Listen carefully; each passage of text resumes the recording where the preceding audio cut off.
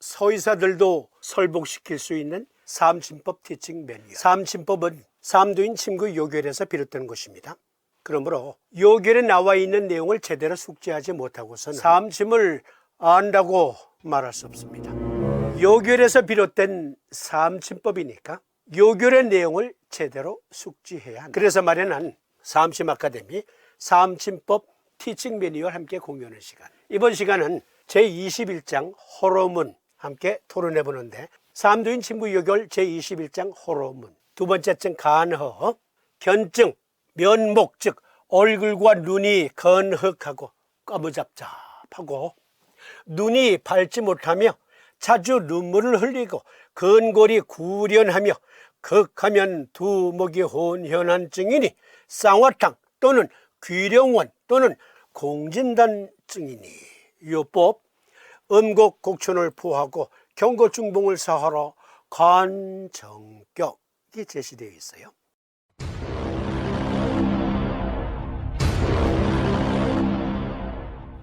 먼저 쌍화탕을 보겠습니다. 태평 해민 화제국방 송나라 때 진사문이 쓴 책인데요. 주치 심신구허 정혈기소라, 즉 정기와 혈기가 모두 적고 기 또한 즉 기운이 약해. 수성호로라, 호로로 인한 증이니 백해고취라, 골수와 뼈가 마르기 시작하는 거예요. 허증에 빠진 거죠. 그리고 사지 곤태하고 한열 왕래하고 해수 인건하고 행동 천핍, 행동이 그냥 조급해. 끈기가 없어. 면색은 황색이고 혹 상어한이라, 혹 한기에 상했거나 숙식 불소라, 먹은 게 소화가 안 돼. 두복 동통, 두자 배 두자예요. 배 복자, 복부 전체에 동통이 때때로 있다. 살이 토역, 먹으면 설사하고 토한다. 혹 상어열, 혹 감기로 인해서 허열이 생길 수 있다. 두목 현훈, 눈과 얼굴이, 머리가 어지러지란 것. 다면 기축이라, 이런 가래가 수시로 올라와. 그리고 호흡이 촉박해. 오심번열이라, 그냥 가슴이 번민하듯이 뭔가 초조하고 불안하고 그러면서 번열이, 얼굴이 후끈 달아오르기도 한다. 인기포동작이라, 아니 배가 고파도 먹고 싶지가 않아. 희노경공이라, 울다가 웃다가 깜짝깜짝 놀랬다 두려워했다. 정신분열증 비슷해. 그리고 병수이지라, 병이 그치질 않아. 혹 허창이 불사식, 배가 이렇게 불러. 먹지도 않았는데도 포만감이 있어. 실제로는 먹은 것도 없는데도 배가 불러. 그래서 밥을 못 먹어. 신번칙 허한 도한, 신번으로 인해서 도한이 있고 자한이 생기는 거예요. 밤에 식은땀 흘려. 자고 일어나면 이불이 축축해. 일절호로 불감 복조 약제기에 쓴다. 일절호로증에 쓴다. 쌍화탕, 어떤 분들이 감기약이야. 아니에요. 쌍화탕은 보약 중에 보약이에요. 보약. 그러면 귀령원은 어떤 때 쓰는 약입니까? 명대에 이천이 쓴 의학 입문에 수록된 처방인데요. 과로로 인해서 몸에 힘이 없고 음혈이 고갈되어 얼굴빛이 거무스레하고 귀가 잘 안 들리고 눈이 어두우며 다리에 힘이 없고 허리가 아프며 오줌이 뿌연 것을 다스린다. 오줌이 뿌연 것, 단백뇨를 말하는 겁니다. 대사장애 때문에 생긴 단백뇨. 귀령원, 특히 어린이들에게 많이 쓰는 처방이에요. 비싼 약 나옵니다. 비싼 약. 공진단. 여기서 아주 짧게, 공진단이라는 약은 한방 보약 중에서 가장 비싼 약이에요. 공진단에는 녹용과 사향이 기본인데, 사향, 동물보호협약 때문에 외국에서 사향이 못 들어와요. 밀수로 간혹 들어오는 게 있다고 하는데, 여러분 그거 아세요? 티벳이나 또는 네팔 이런 데 가서 살아있는 곰을 잡아서 웅담을 꺼내도 거의 가짜라는 말이 있습니다. 거의 가짜. 평소에는 거기에 호수 연결해서 쓸개 주스를 빼내서 팔아 먹었고, 갑자기 손님이 왔어. 그러면 쓸개낭에 돼지 쓸개 주스를 역으로 주입시켜서 판매하기도 한답니다. 물론 손님들 모르게 하는 거죠. 그렇다는 말이 있어요. 히말라야 산맥 부근에 여러 나라 여행하다가 웅담 사오시는 분들이 있는데 돼지 쓸개일 수도 있다라는 말이 있습니다. 마찬가지로 살아있는 사양 노루에서 채취한 사양도 가짜인 경우가 많다고 합니다. 그렇다고 해요. 그러니까 밀수로 들어오는 것 믿을 수 있어요? 그래서 요즘엔 사양 대신 침향을 대로 씁니다. 그러니까 이건 사양 쓴 거니까 한 재에 60일 먹는 거 800만 원 내야 돼. 구하기 어려운 사양 쓴 거니까 이건 1,500만 원 주셔야 돼요. 그런 거 믿지 마세요. 겸해서 말씀드렸습니다. 그냥 침향 들어간 것 쓰시면 돼요. 어쨌든 체질이 선천적으로 허약하더라도 이 약은 천원일기를 굳혀서 수를 오르게 하고 화를 내리게 하므로 백병이 생기지 않는다. 방약하편의 해설 빌려왔습니다. 그런데요, 이 공진단은 누가 처음 개발했냐면 원나라 때에 위영림이라는 의사가 개발한 약인데 새의 득효방에 수록된 처방이에요. 그러면 원래의 위영림은 언제 때 인물일까요? 징기스칸 손자로 징기스칸에 이은 여러 황제들 중에 징기스칸과 거의 버금가는 황제로 추앙받는 쿠빌라이 칸과 동시대 인물이에요. 그러니까 원나라 때는 쿠빌라이 칸 시대 때는 이 공진단은 황제들이나 먹었던 약이에요.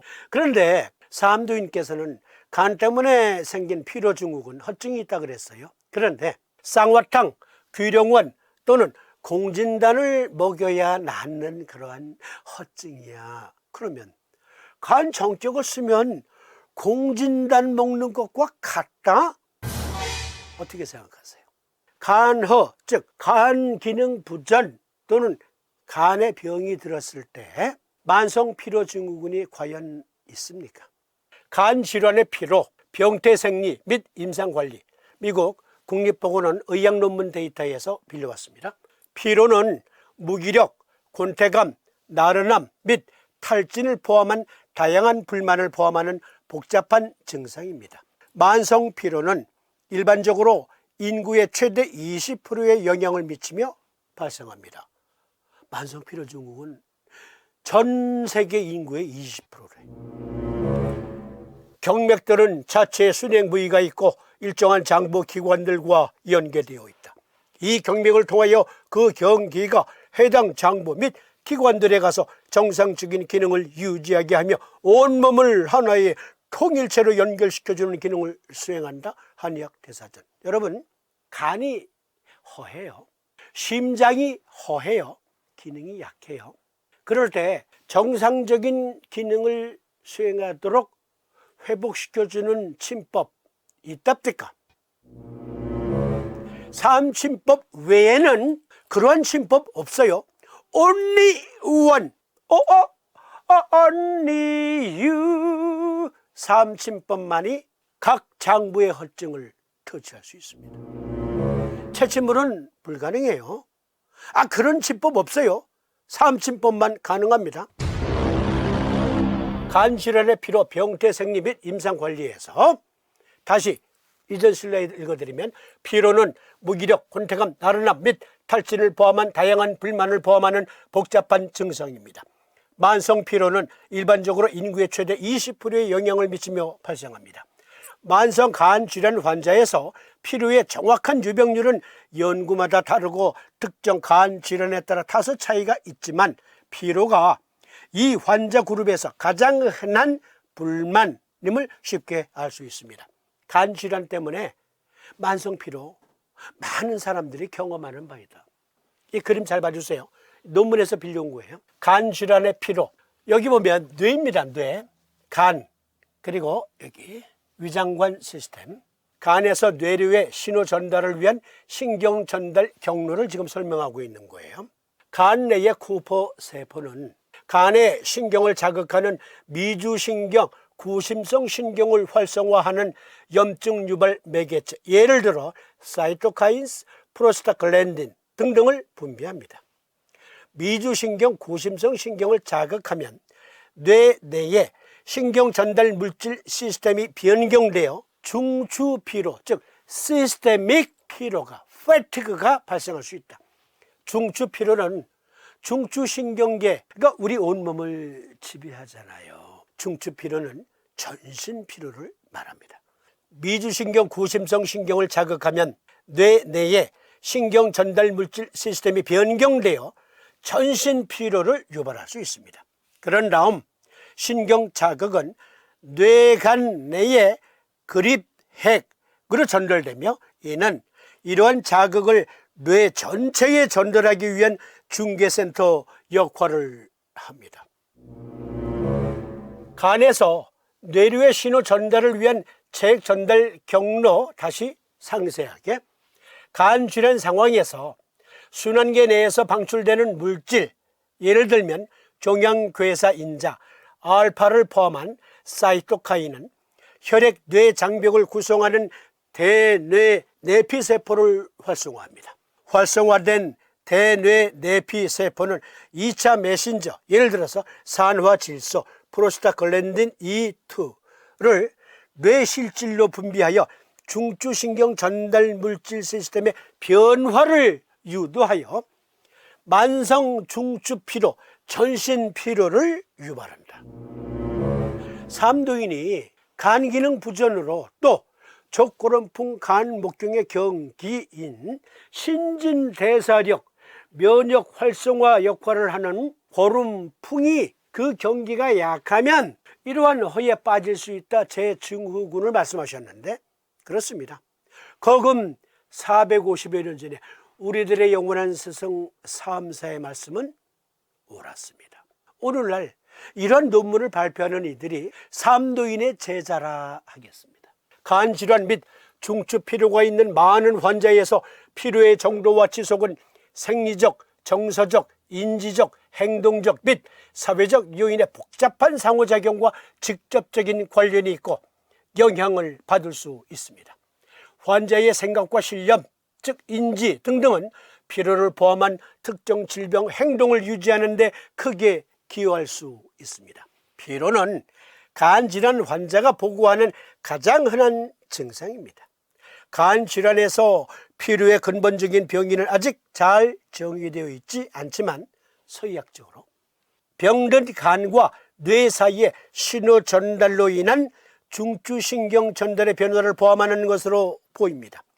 경로와 관련된 신경 전달 물질 시스템에 대한 더 나은 이해는 간 질환 관련 피로에 대한 지시된 특정 치료법을 제공할 수 있습니다. 그래서 간 정격을 거금 450여 년 전에 삼도인 침구 요결에 우리의 영원한 스승 사암사께서 제시하신 거죠.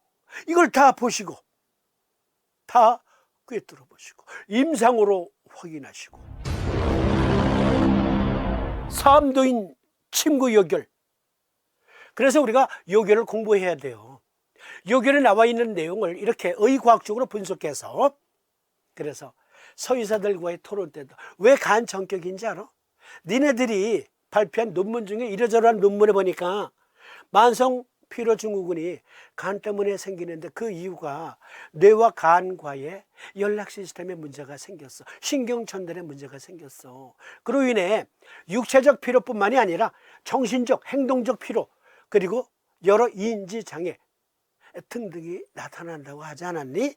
삼도인은 그걸 거금 450여 년 전에 논문을 발표했느니 하면 어디에 살든 어떤 나라의 서의사든지 간에 이걸 확인하게 되면 여기 우리 금강산 스튜디오가 있는 강원도 금강산을 향해서 큰 절을 올리면서 과연 선생은 위대하신 스승입니다, 이렇게 되는 거지.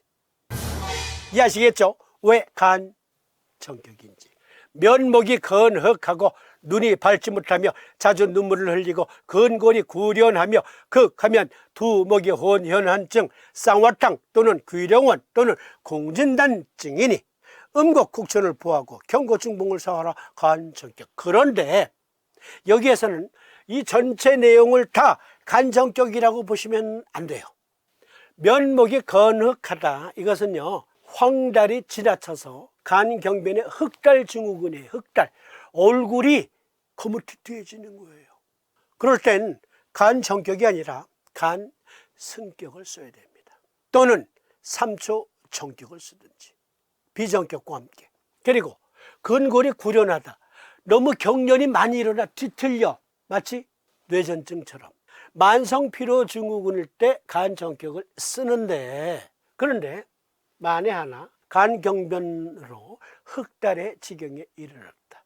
그리고 겸해서 뇌전증은 아니지만 때때로 뒤틀리는 발작이 일어난다. 그러면 간승격이에요. 네, 구분할 줄 아셔야 돼요.